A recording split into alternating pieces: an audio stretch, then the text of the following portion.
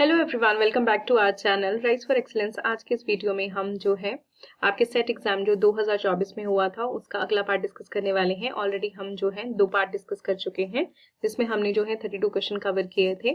तो चलिए आज का वीडियो शुरू करते हैं। हमारा आज का जो फर्स्ट क्वेश्चन है that is which of the following characteristics does not define a tropical savanna. आपको पूछा है कि ट्रॉपिकल शेवाना जो होते हैं, यहाँ पे जो ऑप्शन दिए हैं इसमें से कौन सा कैरेक्टरिस्टिक उनका नहीं है। आपके ऑप्शंस में है abundant rainfall, seasonal temperature variation, presence of distinct wet and dry season, या फिर dense canopy cover throughout the year. इस क्वेश्चन का जो करेक्ट आंसर है that is dense canopy cover throughout the year. यहाँ पे आपको option में दिया है कि जो ट्रॉपिकल सेवानास होते हैं ये आपके डिस्टिंक्ट वेट ड्राई सीजन जो है वो शो करते हैं। इनमें जो है अबंडेंट रेनफॉल भी जो है आपको देखने को मिलता है, यानी कि आप एक तरह से एनुअल रेनफॉल जो है यहाँ पे प्रॉपरली देखते हैं। टेम्परेचर वेरिएशन भी यहाँ पे आपको जो है प्रॉपरली दिखाई देता है, यानी कि आपका जो है साल में आपको वार्म या वार्म टू हॉट टेम्परेचर जो है वो देखने को मिलता है। लेकिन यहाँ पे जो लास्ट में दिया है दैट इज डेंस कैनोपी, ये जो है ये गलत है, बिकॉज जो ये शेवानास होते हैं ट्रॉपिकल शेवानास, यहाँ पे आपको ओपन ट्री कैनोपी देखने को मिलती है, जिसकी वजह से क्या होता है कि जो लाइट होती है वो प्रॉपरली ग्राउंड तक पहुंचती है। और यहाँ पे जो है आपको बेसिकली ग्रासेस देखने को मिलते हैं, तो ग्रासेस तक जो है वो सनलाइट प्रॉपरली पहुंच पाती है, ये आपने ध्यान में रखना है। जो ये डेंस कैनोपी होती है ये आपको ट्रॉपिकल रेन फॉरेस्ट में जो है वो दिखाई देती है। तो डी ऑप्शन इज करेक्ट। हमारा अगला क्वेश्चन है what is the primary assumption underline the logistic model of population growth. आपको पूछा गया है, आपने logistic model of population growth जो है वो पढ़ा है, इसका बेसिक आप जो है वो +2 में पढ़ते हैं। तो अगर आपको वहां पे ही कंसेप्ट अगर समझ आया है तो आप इसका आंसर दे सकते हैं। आपको पूछा गया है कि जो logistic model of population growth होता है उसका प्राइमरी अजम्पशन क्या है, किस पे बेस्ड है बेसिकली। तो यहाँ पे ऑप्शंस में है आपको limited resources and carrying capacity, linear growth with constant rate, exponential growth without limits, and last is random fluctuations in population size. इस क्वेश्चन का जो करेक्ट आंसर है that is limited resources and carrying capacity. Logistic model of population growth जो है आपका, इसको हम ऐसे देखते हैं कि एक रियलिस्टिक जो है मॉडल है, जो कि ये बताता है कि जो नेचर है उसका भी एक लिमिट है। आप ऐसे नहीं बोल सकते कि हर चीज जो है वो आपकी अनलिमिटेड वे में होगी। नेचर के पास भी जो है प्रॉपरली हर चीज का जो है एक लिमिट है। जैसे कि यहाँ पे पहले में आपको दिया है लिमिटेड रिसोर्सेज, तो लिमिटेड रिसोर्सेज का क्या मतलब है कि इकोसिस्टम जो होता है हमारा वो जो है हमें इसेंशियल चीजों की सप्लाई करता है, जैसे कि आपका फूड है, वाटर है, सनलाइट है। लेकिन ये भी कैसा है, एक फाइनाइट जो है वो चीजें हैं। और अगर जो है पॉपुलेशन जो है वो बढ़ती ही जाएगी तो क्या होगा कि जो इंडिविजुअल्स हैं उनको रिसोर्सेज के लिए क्या करना पड़ेगा, फाइट करना पड़ेगा। तो ये जो मॉडल है एक रियल जो सिचुएशन है उसको एक्सप्लेन करता है। दूसरा यहाँ पे आपको कैरिंग कैपेसिटी भी दिया है। कैरिंग कैपेसिटी जो होता है इसको अगर आपको ध्यान में हो तो हम कैपिटल के से जो है वो रिप्रेजेंट करते हैं। और जो आपका कैरिंग कैपेसिटी है ये जो है आपको बताता है कि एक पर्टिकुलर स्पीसीज के जो इंडिविजुअल हैं तो आपका जो एनवायरनमेंट है वो कितना उनको सस्टेन कर सकता है, ठीक है, उसको बोलते हैं कैरिंग कैपेसिटी। कि आपका जो एक एनवायरनमेंट है आप इसको अगर आराम से समझे तो कितना सस्टेन कर पाएगा, कितना सपोर्ट कर पाएगा उन इंडिविजुअल्स को एक पर्टिकुलर स्पीसीज के, उसको आप बोलते हैं कैरिंग कैपेसिटी। और आपने ये भी ध्यान में रखना है कि आपका जो ये लॉजिस्टिक मॉडल आपका है पॉपुलेशन ग्रोथ का, ये कैसी कर्व देता है, ये एस शेप जो है वो कर्व शो करता है। उसके अलावा अगर मैं आपको थोड़ा सा ध्यान में लाऊं तो आप एक्सपोनेंशियल ग्रोथ जो है पॉपुलेशन ग्रोथ जो है एक्सपोनेंशियल वाला भी जो है पढ़ते हैं। तो यहाँ पे लॉजिस्टिक वाला जो है आपका, इसमें अगर हम देखें तो रिसोर्सेज लिमिटेड होते हैं। कैरिंग कैपेसिटी के बारे में जो है वो आप पढ़ते हैं, इसमें एस शेप्ड जो है आपको सिग्मोइड कर्व देखने को मिलती है। और जो एक्सपोनेंशियल ग्रोथ वाला होता है उसमें रिसोर्सेज कैसे होते हैं, वो क्या बोलता है कि भाई जो नेचर है उसके पास अनलिमिटेड जो है वो रिसोर्सेज है और कोई आपको वहां पे लिमिट देखने को नहीं मिलती है, कोई कैरिंग कैपेसिटी वहां पे नहीं, वो बोलता है। और जो कर्व बनती है वो कैसी बनती है, जे शेप्ड बनती है। तो ये थोड़ा सा आपने ध्यान में रखना है। ये आपका +2 का टॉपिक है, उसको आप जाके फिर से रिवाइज कीजिए, तो यहाँ से जो है वो आपको कंसेप्ट जो है वो क्लियर हो जाएगा। हमारा नेक्स्ट क्वेश्चन है synthesis of sucrose during photosynthesis occurs in. आपको पूछा गया है कि जब फोटोसिंथेसिस होता है तो सुक्रोज जो है उसका सिंथेसिस कहाँ पे होता है, क्लोरोप्लास्ट में, साइटोसोल में, वैक्यूल्स में, या फिर माइलोब्लास्ट में। इस क्वेश्चन का जो करेक्ट आंसर था दैट वाज साइटोसोल। साइटोसोल में जो है सुक्रोज का सिंथेसिस होता है ड्यूरिंग फोटोसिंथेसिस। अगर आप इस प्रोसेस को जो है थोड़ा सा समझो कि सुक्रोज कैसे सिंथेसिस होता है, तो आपने क्या ध्यान में रखना है कि आपको पता है जब केल्विन साइकिल जो है वो चलती है तो वो क्लोरोप्लास्ट के स्ट्रोमा में होती है और वहां पे जो है CO2 को फिक्स किया जाता है, जिससे जो है एक आपका 3 कार्बन शुगर जो है वो प्रोड्यूस होता है, जिसको आप ट्राइओस फॉस्फेट बोलते हो। अब ये जो ट्राइओस फॉस्फेट होता है, इसको एक्सपोर्ट कर दिया जाता है आउट ऑफ द क्लोरोप्लास्ट और कहाँ पे भेज दिया जाता है, साइटोसोल में, with the help of special transporters. ठीक है। अब जब ये साइटोसोल में पहुंच जाता है तो क्या होता है कि ये जो 3 कार्बन मॉलिक्यूल है, ये आपका जो है वो एंजाइमेटिक रिएक्शंस जो है उनकी हेल्प से जो है सुक्रोज को फॉर्म करता है। बस आपने इतना ध्यान में रखना है। एंड देन लास्टली क्या होता है कि सुक्रोज जो है वो आपका फिर क्या करते हैं हम, प्लांट है बेसिकली, उसमें जो है ट्रांसपोर्ट होता है। तो आपको ये भी पता होना चाहिए कि जो खाना इनका बना है वो किस फॉर्म में बना है, सुक्रोज की फॉर्म में बना है। ये इनकी प्राइमरी शुगर है जो कि प्लांट्स ट्रांसपोर्ट करते हैं। तो साइटोसोल में जब सुक्रोज बन जाता है तो इसको लोड कर दिया जाता है फ्लोएम में, और फिर फ्लोएम से आपको पता है कि जो प्लांट्स के ग्रोइंग पार्ट्स होते हैं, रूट्स हैं, फ्रूट्स हैं, वहां पे जो है खाना जो है वो पहुंचाया जाता है। तो ये आपका एक छोटा सा प्रोसेस होता है जिसको आप ध्यान में रख सकते हैं। उसके अलावा जो है यहाँ पे आपको क्लोरोप्लास्ट दिया है, तो आपको पता है क्लोरोप्लास्ट जो है यहाँ पे स्टार्च सिंथेसाइज होता है और स्टोर भी होता है। देन अमाइलोप्लास्ट जो है ये आपके नॉन पिगमेंटेड ऑर्गेनेलीज होते हैं जो कि लॉन्ग टर्म स्टोरेज करते हैं स्टार्च का, ठीक है, टिश्यूज में। जैसे कि एग्जांपल आपका पोटैटो हो गया, सीड हो गया, तो ये आपने ध्यान में रखना है। और अगर आप पिछले क्वेश्चन पेपर्स को देखें तो जो प्लास्टिड की फॉर्म्स हैं, जैसे कि अमाइलोप्लास्ट है, एल्यूरोप्लास्ट है, यहाँ से काफी बार जो है क्वेश्चन आया है। तो प्लास्टिड की जो ये डिफरेंट टाइप्स हैं ये जरूर आप पढ़कर जाएं। देन वैक्यूल आपको पता है कि इनका मेन फंक्शन होता है कि वाटर वेस्ट सॉल्यूट्स वगैरह को जो है ये क्या करते हैं, स्टोर करते हैं। और दूसरा एक बहुत ही फेमस क्वेश्चन वैक्यूल से आता है कि वैक्यूल की जो मेम्ब्रेन है उसको क्या बोलते हैं, तो उसकी मेम्ब्रेन को हम बोलते हैं टोनोप्लास्ट। तो इस क्वेश्चन से जो है आपने 2 की पॉइंट्स जो है वो ध्यान में रखने हैं। अगर आपको पूछ लिया जाए कि स्टार्च का सिंथेसिस कहाँ पे होता है तो आंसर आएगा क्लोरोप्लास्ट। और अगर आपको पूछ रहा है सुक्रोज का सिंथेसिस कहाँ पे होता है, then answer will be your cytosol. हमारा अगला क्वेश्चन जो है ये आपको प्लांट हार्मोन से जो है क्वेश्चन पूछा गया है और काफी इजी क्वेश्चन है, ये आप +1 में ही कवर करते हैं। This is not high level question. अगर आपने ध्यान से इनके बारे में पढ़ा है तो आप इजीली इसको आंसर कर सकते हैं। Under unfavourable conditions plant increase the production of. जब अनफेवरेबल कंडीशन होती है तो प्लांट जो है उसके अंदर कौन सी आपकी जो हार्मोन है उसकी प्रोडक्शन ज्यादा हो जाती है। आपको ऑप्शंस में है auxin and abscisic acid and ethylene and gibberellin. तो यहाँ से जो है आपका जो करेक्ट आंसर बन जाएगा that will be your C option. आपको पता है जब आप प्लांट हार्मोन्स के बारे में पढ़ते हो तो आप क्या पढ़ते हो कि एक जो होते हैं वो आपके स्ट्रेस हार्मोन बोले जाते हैं और एक होते हैं आपके ग्रोथ प्रमोटर्स। तो एब्सिसिक एसिड और इथाइलिन जो है इनको आप ज्यादातर जो है स्ट्रेस हार्मोन में जो है वो गिनते हैं। और यहाँ पे जो है एब्सिसिक एसिड क्या काम करता है, स्ट्रेस मैनेजर का काम करता है। सबसे पहले तो आपने हमेशा ये ध्यान में रखना है कि जब हम स्ट्रेस हार्मोन यहाँ पे बोलते हैं इसका मतलब ये नहीं होता है कि आप प्लांट को जो है स्ट्रेस कॉज कर रहे हैं, मतलब ये हार्मोन उनको स्ट्रेस कॉज करते हैं, बल्कि यहाँ पे इसका मतलब ये होता है कि ये प्लांट को हेल्प करते हैं सर्वाइव करने में जो भी बाहर की अनफेवरेबल कंडीशंस होती हैं। करते कैसे हैं हेल्प, जैसे कि फॉर एग्जांपल आपका इनका जो मेटाबॉलिज्म है उसको स्लो कर देंगे या फिर कोई और ऐसी चीज करेंगे जिससे प्लांट को हेल्प होगी। तो यहाँ पे एब्सिसिक एसिड की बात करें तो उसको स्ट्रेस मैनेजर भी बोलते हैं और ये क्या करता है, आपका प्राइमरी हार्मोन होता है। जब आपके प्लांट को वाटर स्ट्रेस होता है तब ये ज्यादातर जो है वो आपका जो है वो प्रोड्यूस होता है। करता क्या है, जैसे कि फॉर एग्जाम्पल स्टोमेटा क्लोजर कर देता है, ये सी डॉर्मेंसी जो है उसको करता है। ये आपने छोटी छोटी चीजें जो है वो ध्यान में रखनी है। उसके अलावा इथाइलिन जो होता है ये क्या करता है, इससे एक क्वेश्चन तो आपको ये बनता है कि बताइए जो आप 5 हार्मोन प्लांट के पढ़ते हैं उसमें से कौन सा गैसियस होता है, तो एक ही है, that is ethylene. Very very important. और ये क्या करता है कि ये आपका जैसे फॉर एग्जांपल लीव्स की जो है वो ड्रॉपिंग करवाना जो है वो शुरू कर देता है ताकि जो है प्लांट का ओवरऑल जो मेटाबॉलिक लोड है वो कम हो सके। देन ये क्या करता है, एजिंग करवाना शुरू करवा देता है ताकि जो है आपका प्लांट जो है उसको ज्यादा एक्सपेंस जो है वो ना देना पड़े। तो ये कुछ कुछ चीजें हैं जो ये दोनों हार्मोन्स करते हैं, ये आपने ध्यान में रखना है ड्यूरिंग अनफेवरेबल कंडीशंस। हमारा अगला क्वेश्चन है हॉर्मोगोनिया और मीन्स ऑफ। हॉर्मोगोनिया जो है वो आप कहाँ पे देखते हैं, किस चीज का मीन्स है, क्या करते हैं। सेक्सुअल रिप्रोडक्शन इन आर्कियोबैक्टीरिया, ये सेक्सुअल रिप्रोडक्शन इन क्रायोफाइट्स, फोटोटैक्सिस इन कैरोफाइट्स या फिर vegetative multiplication and dispersal in cyanobacteria. मैं आपको बताऊं ये जो हॉर्मोगोनिया है ये आप एक्चुअली जब मोनरा किंगडम पढ़ते हैं वहां पे आपको जो है ये आता है और ये भी आपका जो है +1 का ही क्वेश्चन है। अगर आपने +1 को अच्छे से डिटेल में पढ़ा है तो वहीं से ही आपका ये जो है वो क्वेश्चन सॉल्व हो जाता है। तो इस क्वेश्चन का जो करेक्ट आंसर है दैट इज योर डी। यहाँ पे जो हॉर्मोगोनिया है ये vegetative multiplication and dispersal in cyanobacteria जो है वो करते हैं। साइनोबैक्टीरिया आपको पता है इनको ब्लू ग्रीन एल्गे भी बोलते हैं, ये आप कहाँ पढ़ते हैं, मोनरा किंगडम में पढ़ते हैं।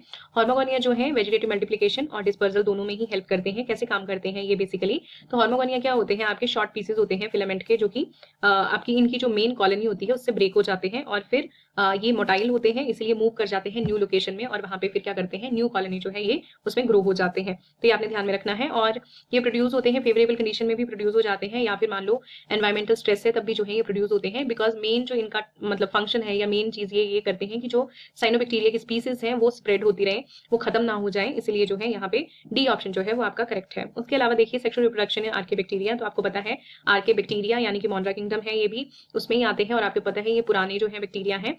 तो यहाँ पे हमें सेक्सुअल रिप्रोडक्शन जो है ट्रू सेक्सुअल रिप्रोडक्शन नहीं देखने को मिलती है।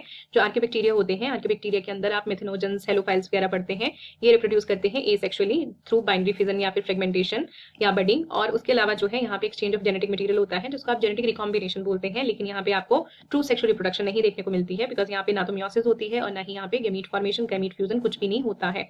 देन आपका नेक्स्ट था एसेक्सुअल रिप्रोडक्शन इन क्राइजोफाइट्स, तो ये ऑप्शन भी आपका गलत हो जाएगा बिकॉज हार्मोगोनिया का इससे कोई लेना देना नहीं होता है। आपको अगर ध्यान में हो तो क्राइजोफाइट्स में आप क्या पढ़ते हैं, डायटम्स, गोल्डन एल्गी के बारे में जो है वो आप पढ़ते हैं, जिसको आप डेस्मिड्स भी बोलते हैं। देन आपका नेक्स्ट था फोटोटेक्सिस इन कैरोफाइट्स, तो यहाँ पे तो ये ऑप्शन गलत है, लेकिन मैं आपको बता दूं कि जो कैरोफाइट्स हैं ये बेसिकली एक ग्रुप है ग्रीन एल्गे का, और ऐसा कंसीडर किया जाता है कि ये जो ग्रुप है ये आपका लैंड प्लांट्स का जो है वो बहुत ही क्लोजली जो है वो रिलेटिव था। और आपका जो है ये फोटोटेक्सिस का मतलब होता है मूवमेंट टुवर्ड्स लाइट, तो ये जो है फोटोटेक्सिस करते हैं और इनका जो लाइफ साइकिल होता है वो बहुत ही एडवांस होता है, लैंड प्लांट्स के जैसे जो है वो देखने को मिलता है। तो ये आपका कैरोफाइट्स जो है ये भी आप इसमें ध्यान में रख सकते हैं। तो यहाँ पे डी ऑप्शन जो है वो आपका करेक्ट है। नेक्स्ट क्वेश्चन जो है, two plants can be conclusively said to belong to the same species if, बोला कि आप दो प्लांट्स को जो है वो सेम स्पीसीज को बिलोंग करते हैं, ये आप कब बोल सकते हैं, when they are morphologically similar and possess identical secondary metabolites, यानी कि मॉर्फोलॉजी का मतलब है बाहर से देखने में आपको सिमिलर लगते हैं और उनके पास जो है आइडेंटिकल सेकेंडरी मेटाबोलाइट्स होते हैं, या फिर सिमिलर क्रोमोसोम नंबर होगा, या फिर they can reproduce freely with each other and form seeds, and last is they have more than 90% similar genes. तो आपका जो इसमें करेक्ट आंसर है that is C option, they can reproduce freely with each other and form seeds. तो ये इसका C option जो है वो करेक्ट है। और ये क्वेश्चन कहाँ से आया है आपको, तो बायोलॉजिकल स्पीसीज कंसेप्ट जो है वहां से ये क्वेश्चन जो है वो पूछा गया है। आपका ये जो आपका बायोलॉजिकल स्पीसीज कंसेप्ट है ये बेसिकली सेक्सुअली रिप्रोड्यूसिंग ऑर्गेनिजम्स के लिए जो है वो एप्लीकेबल है, तो वहीं से आपको ये क्वेश्चन पूछा गया है। हमारा अगला क्वेश्चन है, lysogenic cycle involves an early lysis of host cell, the ultimate formation of prophage, lysis of lambda lytic protein, a period of genome integration into the host. आपको लाइसोजेनिक साइकिल के बारे में पूछा है कि उसके अंदर क्या आता है। इस क्वेश्चन का जो करेक्ट आंसर है that is a period of genome integration into the host, that will B correct answer for lysogenic cycle. जो आपका यहाँ पे लाइसोजेनिक साइकिल होता है इसको हम टेम्पलेट पाथवे भी बोलते हैं, क्योंकि यहाँ पे क्या होता है कि जो आपका वायरल डीएनए होता है वो एक होस्ट जेनेटिक मेकअप का जो है एक साइलेंट पार्ट बन जाता है, यहाँ पे एकदम से जो है वो आपके सेल का डिस्ट्रक्शन नहीं होता है। तो लाइसोजेनिक में आपका जो है जीनोम इंटीग्रेशन जो है होस्ट के साथ, जो होस्ट का जीनोम है उसके साथ आपको इंटीग्रेशन देखने को मिलता है।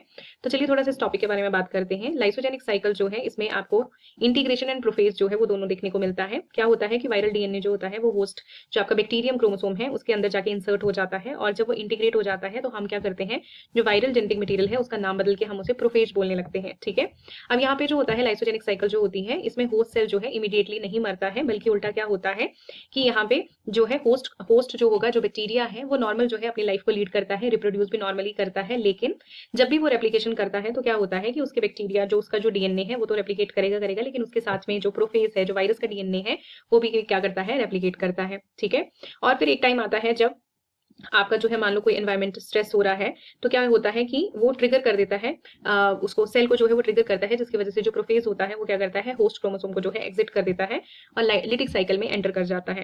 लिटिक साइकिल का मतलब क्या होगा कि सेल को वो क्या कर देगा, डिस्ट्रॉय हो जाएगा सेल वहां पे। तो ये आपने ध्यान में रखना है, जिसको आप सेल लाइसिस बोलते हैं। तो यहाँ से एक बहुत इंटरेस्टिंग चीज आपको पूछी जा सकती है और क्वेश्चन भी ये बनता है कि बताइए लाइसोजेनिक साइकिल जो है वो लिटिक साइकिल में एंटर होती है या लिटिक साइकिल लाइसोजेनिक में एंटर हो सकती है। तो आपने क्या ध्यान में रखना है कि लाइसोजेनिक साइकिल वो साइकिल होती है जिसमें नॉर्मली जो है होस्ट जो है वो अपना काम करता रहता है और प्रोफेज जो है वो उसके साथ रहता है, एक साइलेंट वे में जो है उसके साथ होता है। लेकिन जब आपका कोई ऐसा एनवायरमेंट बन जाएगा या ऐसी कंडीशन बन जाएगी तो क्या होता है कि लाइसोजेनिक साइकिल जो है वो लिटिक साइकिल में जो है वो कन्वर्ट हो जाती है, जहां पे लाइसिस ऑफ सेल हो जाता है। ठीक है, तो आई होप ये आपको समझ आया है। अब यहाँ पे जो है क्वेश्चन आपको सॉरी आपका जो ऑप्शन था that was an early lysis of host cell, तो ये कौन सा साइकिल में होता है, ये लिटिक साइकिल में होता है, ना कि लाइसोजेनिक में। तो ये ऑप्शन आपका गलत है। Then the ultimate formation of prophage, तो यहाँ पे अल्टीमेट फॉर्मेशन ऑफ जो प्रोफेज लिखा है, यहाँ पे ये प्रोफेज बनता तो है लाइसोजेनिक में, लेकिन ये अल्टीमेट फॉर्मेशन नहीं है। अल्टीमेट प्रोसेस जो है ये इंटीग्रेशन का प्रोसेस जो है उसको अल्टीमेट प्रोसेस जो है यहाँ पे माना जाता है। एंड लास्ट ऑप्शन यहाँ पे सी में जो है, जो कि गलत है, lysis of lambda lytic protein. तो ये जो है आपकी लैम्डा प्रोटीन होती हैं, ये बेसिकली इनका काम क्या होता है कि जब सेल ने टूटना है, जो आपका लिटिक साइकिल में होता है कि जो आपका सेल टूटेगा, तो सेल वॉल को तोड़ने के लिए जो है ये प्रोटीन्स यूज होती हैं। तो ऑब्वियस सी बात है, यहाँ पे आपको यहाँ से ये पता चल रहा है कि ये भी जो है लिटिक साइकिल का जो है वो आपका पार्ट है। तो तीनों ऑप्शन जो है मैंने आपको बता दिए क्यों गलत है। फर्स्ट ऑप्शन इसलिए गलत है बिकॉज वहां पे लिटिक साइकिल की बात हो रही है। सी ऑप्शन भी जो है वो आपका लिटिक पाथवे का ही जो है वो पार्ट है, और बी जो है उसमें अल्टीमेट फॉर्मेशन जो हम मानते हैं वो इंटीग्रेशन को मानते हैं, ना कि प्रोफेज को। हमारा अगला क्वेश्चन है match the crop with its disease resistant variety. मैं आपको एक चीज बताऊं कि आप जब सेट की एग्जाम की तैयारी कर रहे हैं या कोई भी बड़े एग्जाम की तैयारी कर रहे हैं, तो कभी भी आपको बेस को नहीं छोड़ना है, बिकॉज आपको कुछ क्वेश्चन ऐसे आएंगे ही आएंगे जो आपके बेसिक लेवल के होंगे। जैसे कि यहाँ पे ये जो क्वेश्चन है ये आपको डायरेक्टली जो है प्लस टू की एनसीईआरटी से डाला गया है। अगर आपने छोटी छोटी चीजें जो है वो स्किप कर दी हैं और आप सिर्फ बड़े पे ही फोकस कर रहे हैं, तो कई बार वो भी जो है आपके मार्क्स कटवाने का जो है वो कारण बन जाता है। इसलिए हमेशा जो प्लस वन प्लस टू है वो हमेशा आप उसको बेस लेके चलिए। आप हायर स्टडी करिए, लेकिन आपको वो भी रिवाइज साथ में करना है। तो यहाँ पे देखो सेट एग्जाम में आपको ये प्लस टू का क्वेश्चन डायरेक्टली डाला हुआ है, तो यहाँ पे मैंने ऑप्शन नहीं रखे हैं, मैं आपको डायरेक्ट इसका आंसर बता रही हूँ। तो यहाँ पे जो वीट है उसका डिजीज रेजिस्टेंट वैरायटी जो है वो होता है हिमगिरी, ये आपने ध्यान में रखना है। और साथ में मैं आपको ये भी बता दूं कि किस पैथोजन के लिए रेजिस्टेंट होते हैं। तो leaf and stipe rust, leaf and stipe rust के लिए जो है ये आपके रेजिस्टेंट होते हैं। तो वीट का जो आंसर आएगा that will B Himgiri. Brassica जो है उसका आंसर आएगा आपका पूसा स्वर्णिम। पूसा स्वर्णिम जो है ए ऑप्शन में है। तो ब्रासिका का जो डिजीज रेजिस्टेंट वैरायटी का नाम है दैट इज पूसा स्वर्णिम। आपको पता है इसको लर्न करने का भी इजी तरीका है। जैसे ब्रासिका है तो आपको थोड़ी येलोइश दिखती है, तो वैसे ही गोल्डन टाइप में, तो स्वर्णिम उससे आपको रिलेट कर सकते हैं। और ये जो रेजिस्टेंट होते हैं किस पैथोजन या डिजीज के लिए, तो that is your white rust. Next is cowpea. तो काउपी जो है इसका आंसर आना था आपका पूसा कोमल, और ये आपके बैक्टीरियल ब्लाइट जो होते हैं डिजीज उसके लिए जो है रेजिस्टेंट होते हैं।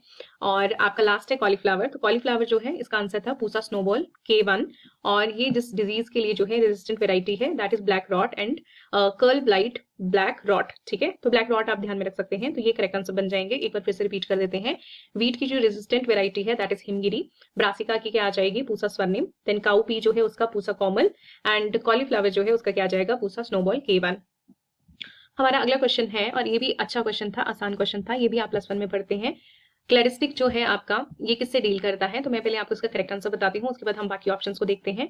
तो इसमें जो करेक्ट आंसर होना था that was classification of plants using derived character states the features that have evolved from an ancestral character group. यानी कि यहाँ पे ए ऑप्शन जो है वो करेक्ट है। जहां पे भी आप क्लैरिस्टिक वर्ड पढ़ेंगे आपने बस ध्यान में क्या रखना है कि ये बेसिकली फाइलोजेनेटिक सिस्टम के बारे में बात करता है, कि इसमें जो आपका एवोल्यूशनरी रिलेशनशिप है या एंसेस्टर रिलेशनशिप है उसके बारे में यहाँ पे बात होती है। तो यहाँ पे देखो आपको बोला है कि डिराइव्ड कैरेक्टर्स जो है, एक तो यहाँ पे वर्ड है, और ancestral character group. Derived character का मतलब क्या होता है कि आपके जो एंसेस्टर मोस्ट रिसेंट आपके जो कॉमन एंसेस्टर हैं उनमें जो है आपको कुछ ट्रेट्स देखने को मिलते हैं और वो आगे पास ऑन होते हैं। तो ये यहाँ पे बात की जा रही है। तो बस आपने बस इतना ही इसमें ध्यान में रखना है, बाकी ज्यादा आपको इसमें सोचने की जरूरत नहीं है। क्लैरिस्टिक जो है वो या तो एंसेस्ट्रल वर्ड होगा या एवोल्यूशनरी वर्ड होगा, डायरेक्ट कैरेक्टर वर्ड होगा, वहां से आप इसका आंसर जो है वो पता लगा सकते हैं। ठीक है, नेक्स्ट इसमें दिया है आपको classification of plant using a large number of characters of a taxon without giving special importance to any one of the character. तो बेसिकली ये जो है यहाँ पे बात की जा रही है न्यूमेरिकल टेक्सोनॉमी के बारे में। ये आपने ध्यान में रखना है, जो character word number of characters, तो यहाँ पे हम न्यूमेरिकल टेक्सोनॉमी जो होती है उसमें जो है हम इसके बारे में पढ़ते हैं, जहाँ पे हम मैथमेटिकली एल्गोरिथम्स जो है वो यूज करते हैं ताकि हम ऑर्गेनिजम्स को जो है वो ग्रुपिंग में डाल सकें या ग्रुप्स बना सकें। ठीक है, थर्ड ऑप्शन आप यहाँ पे देख सकते हो, grouping of plants together with many of the same morphological characteristics. तो जब मॉर्फोलॉजिकल कैरेक्टरिस्टिक्स की बात आती है तो हम ये चीज पढ़ते हैं आपकी आर्टिफिशियल या फिर नेचुरल सिस्टम ऑफ क्लासिफिकेशन में, जो कि Linnaeus and Bentham and Hooker वाला जो आपका क्लासिफिकेशन सिस्टम है वहां पे हम ये चीज देखते हैं। और लास्ट में आपको दिया था सिमिलर साइटोलॉजिकल कैरेक्टरिस्टिक्स, तो ये आप पढ़ते हैं साइटोटेक्सोनमी में, जहां पे आप फोकस करते हैं कि कितना क्रोमोसोम नंबर है, स्ट्रक्चर क्या है आपके सेल का, या बिहेवियर क्या है, तो ये सारी चीजें। तो बेसिकली क्लैरिस्टिक जो है इसमें आपका derived characters, ancestral character group, इसके बारे में जो बात हो रही है वो क्लैरिस्टिक आ जाएगा। बाकी भी मैंने आपको ब्रांचेस बता दी हैं। ये सारी चीजें आप प्लस वन में ही पढ़ते हैं, फर्स्ट चैप्टर में ही आपको है ये, जहाँ पे आप टेक्सोनॉमी वगैरह पढ़ते हैं उसी में ही आप ये सारी चीजें पढ़ते हैं। आपका नेक्स्ट क्वेश्चन है, इसमें आपको बताना था कि कौन सी स्टेटमेंट इसमें ट्रू है। तो first statement is the main cause of decrease of carbonate concentration in the ocean is absorption of carbon dioxide by ocean.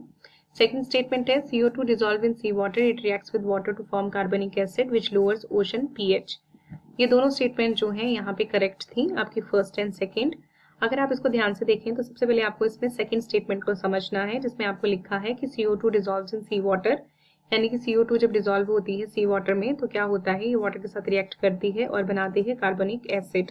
ठीक है। अब ये जो कार्बनिक एसिड होता है ये होता है आपका अनस्टेबल और ये क्विकली जो है डिसोशिएट हो जाता है आपकी हाइड्रोजन आयंस में और बाइकार्बोनेट आयन में, ठीक है। तो जब आपका हाइड्रोजन आयंस जो होती है वो इंक्रीज हो जाती हैं तो उसकी वजह से जो पीएच है वो क्या हो जाता है, कम हो जाता है। तो आपकी ये स्टेटमेंट यहाँ पे एक्सप्लेन हो जाती है।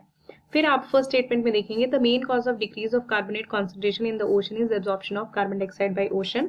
तो अब होता क्या है आपका कि ये जो हाइड्रोजन आयंस होती हैं ये ज्यादा कॉन्सेंट्रेशन में होती हैं जिसकी वजह से आपने बोला कि पीएच कम हो जाता है।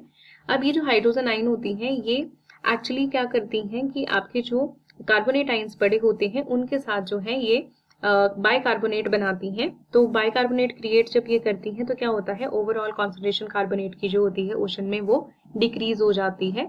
तो बेसिकली आपकी ये दोनों स्टेटमेंट्स जो हैं वो करेक्ट हैं। तो यहाँ पे आंसर आपका क्या आना था कि दोनों ही स्टेटमेंट्स करेक्ट हैं और एक्सप्लेनेशन, फर्स्ट एक्सप्लेनेशन और सेकंड एक्सप्लेनेशन जो है वो एक दूसरे को जो है वो मतलब ठीक से जो है वो एक्सप्लेन करती हैं। और ये क्वेश्चन आपको एनवायरमेंट बायोलॉजी से पूछा गया है और ये जो प्रोसेस होता है इस प्रोसेस का नाम भी आपको पता होना चाहिए, इसको हम बोलते हैं ओशन एसिडिफिकेशन, ठीक है। आपका नेक्स्ट क्वेश्चन है which one of the following is said to be having maximum contribution towards the loss of biodiversity over terrestrial ecosystem. आपको पूछा गया है कि जो टेरिस्ट्रियल इकोसिस्टम है उसमें आपको लॉस ऑफ बायोडाइवर्सिटी जो है वो आजकल देखने को मिलता है। तो कौन सा इसमें ऐसा है जो मैक्सिमम कंट्रीब्यूट करता है इस चीज के लिए। आपके ऑप्शंस में था excessive usage of fertilisers, rising atmospheric CO2 level, climate change या फिर हैबिटेट फ्रेगमेंटेशन। तो अगर आप ध्यान से इसको देखें तो ये क्वेश्चन भी आपको +2 से ही पूछा गया है। इस क्वेश्चन का जो करेक्ट आंसर है दैट इज हैबिटेट फ्रेगमेंटेशन। और अगर आपको ध्यान में हो तो जब आप +2 में बायोडाइवर्सिटी एंड कंजर्वेशन का चैप्टर पढ़ते हैं वहां पे आप एक चीज पढ़ते हैं जिसको आप बोलते हैं इविल क्वार्टेट, जिसमें आप 4 चीजें पढ़ते हैं। एक है हैबिटेट लॉस एंड फ्रेगमेंटेशन जो कि सबसे इंपॉर्टेंट एंड मेन कॉज है बायोडाइवर्सिटी लॉस का। उसके अलावा वहां पे आप पढ़ते हैं over exploitation, alien species invasion and को एक्सटिंक्शन, ठीक है। तो 4 चीजें आप पढ़ते हैं। तो ये क्वेश्चन जो है काफी बार एग्जाम्स में पूछा जाता है कि जब हैबिटेट की जो है हम उसको डिस्ट्रक्शन में ले जाते हैं तो हमें बायोडाइवर्सिटी लॉस जो है वो देखने को मिलता है। इसमें नेक्स्ट क्वेश्चन है some population of species show different morphological features in different habitats. आपको बोला गया कि आपकी कुछ ऐसी पॉपुलेशन होती हैं स्पीसीज की जो आप अगर उनको डिफरेंट हैबिटेट में रखते हैं, अलग अलग जगह पे रखते हैं तो आपको उनमें मॉर्फोलॉजिकल फीचर डिफरेंट देखने को मिलते हैं।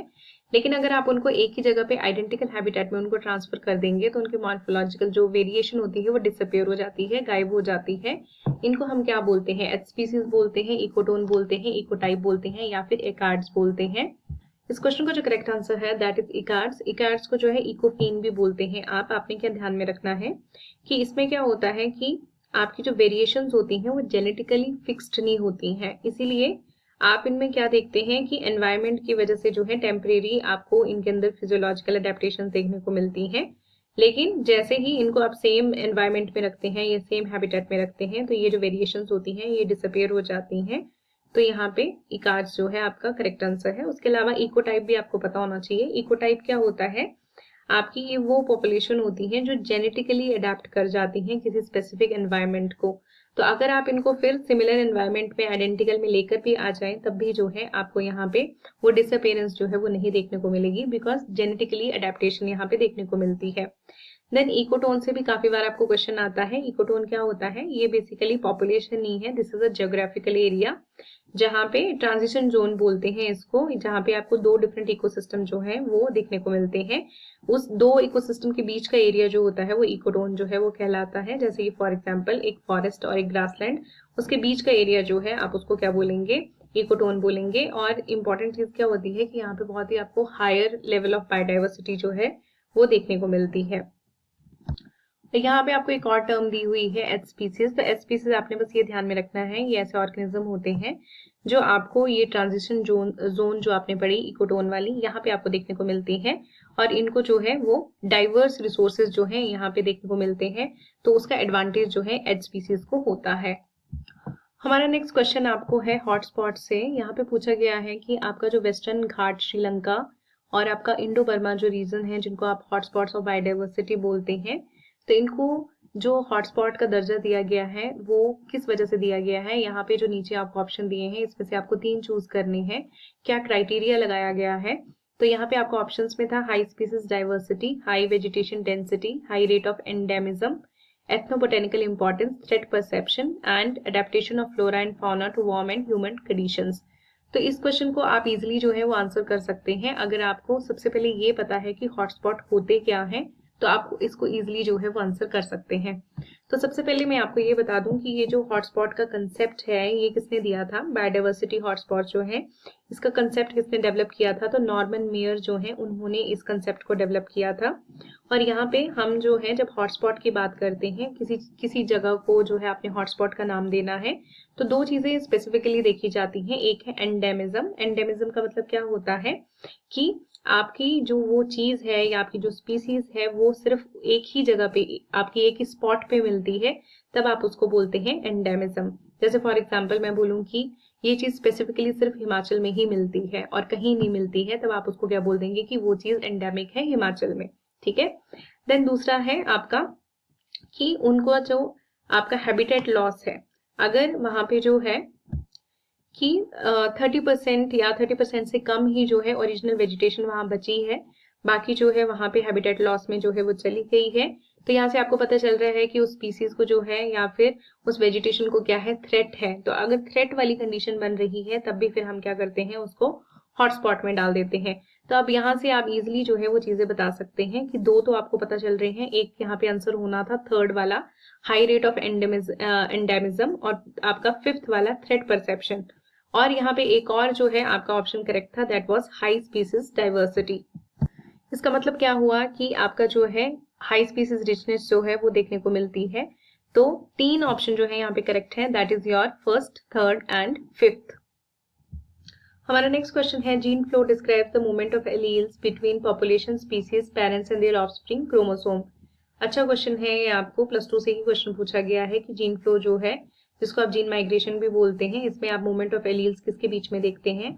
तो इसका जो करेक्ट आंसर आना था that was populations. Next question यहाँ पे था कि आपको जीनोम एवोल्यूशन के रिगार्डिंग जो है स्टेटमेंट्स को देखना था और बताना था कि कौन सी करेक्ट है। तो यहाँ पे फर्स्ट थी unequal recombination results from misappearing of cellular system for homologous recombination. तो बायोलॉजिकल अगर आप देखें तो ये स्टेटमेंट करेक्ट है, क्योंकि होता क्या है कि ड्यूरिंग मियोसिस आप देखें रेपिटेटिव डीएनए सीक्वेंस अगर मिसअलाइन हो जाते हैं, तो होमोलोगस रिकॉम्बिनेशन मशीनरी क्या करती है, डीएनए को स्वैप कर देती है रॉन्ग पॉइंट्स पे, जिसकी वजह से आपका क्या होता है कि अनइक्वल स्वैप बन जाता है और आपकी आपने जीन डुप्लीकेशंस या जीन डिलीशंस के बारे में जो पढ़ा है वो यहाँ पे होने लगती हैं। तो ये स्टेटमेंट जो है वो करेक्ट है कि अगर मिसअपेयरिंग हो जाती है तो अनइक्वल रिकॉम्बिनेशन जो है वो होता है। सेकंड यहाँ पे था ट्रांसपोजोन्स कॉज वेरिएशन, तो ये भी जो है आपकी करेक्ट स्टेटमेंट है। ट्रांसपोजोन जो है ये डीएनए के सेगमेंट होते हैं जो डिफरेंट लोकेशन पे मूव करते हैं विद इन द जीनोम, ये आपको पता है, इनको जंपिंग जीन्स भी बोलते हैं। तो इनकी मूवमेंट से कई बार क्या होता है कि जीन सीक्वेंस डिस्टर्ब हो जाता है और उसकी वजह से जो है जेनेटिक वेरिएशन देखने को मिलती है। तो दोनों स्टेटमेंट्स जो है वो यहाँ पे क्या है, करेक्ट है। हमारा आज का लास्ट क्वेश्चन है, यहाँ पे आपको मैच द फॉलोइंग करना था। आपको एक जगह पे प्लांट का नाम दिया है और दूसरी में साइंटिफिक नेम। तो यहाँ पे मैं आपको करेक्ट आंसर बता देती हूँ। सबसे पहले आपका है रेजरपाइन। रेजरपाइन जो है ये +2 में भी दे रखा है कहीं पे। रेजरपाइन जो है इसमें आपका जो करेक्ट आंसर आना था that was scientific name rauvolfia serpentina. Basically जो ये आपका प्लांट प्रोडक्ट है रेजरपाइन, ये आपका एल्कोलॉइड होता है और ये आपका जो रिवॉल्फिया सर्पेंटिना है इसको आप सर्पकंधा भी बोलते हैं। इसकी रूट से जो है ये आपको मिलता है एल्कोलॉइड, और इम्पॉर्टेंट क्यों है, बिकॉज हाई ब्लड प्रेशर को ट्रीट करने में यूज होता है। ठीक है।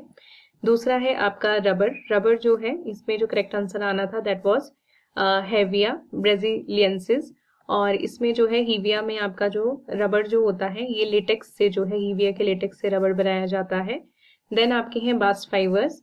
ये आपके प्लांट फाइबर होते हैं जो कि फ्लोएम से कलेक्ट किए जाते हैं और इसका जो मेजर सोर्स है दैट वाज क्रोटेलेरिया जुनसिया, जिसको सन हेम्प भी जो है वो बोलते हैं।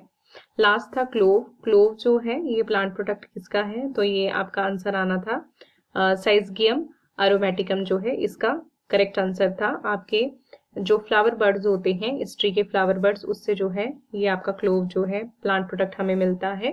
तो ये आपका करेक्ट आंसर है। तो फर्स्ट का जो है वो ए होना था, सेकंड का जो था डी, थर्ड का that was your B and clove जो है फोर्थ वाला उसका था सी आंसर।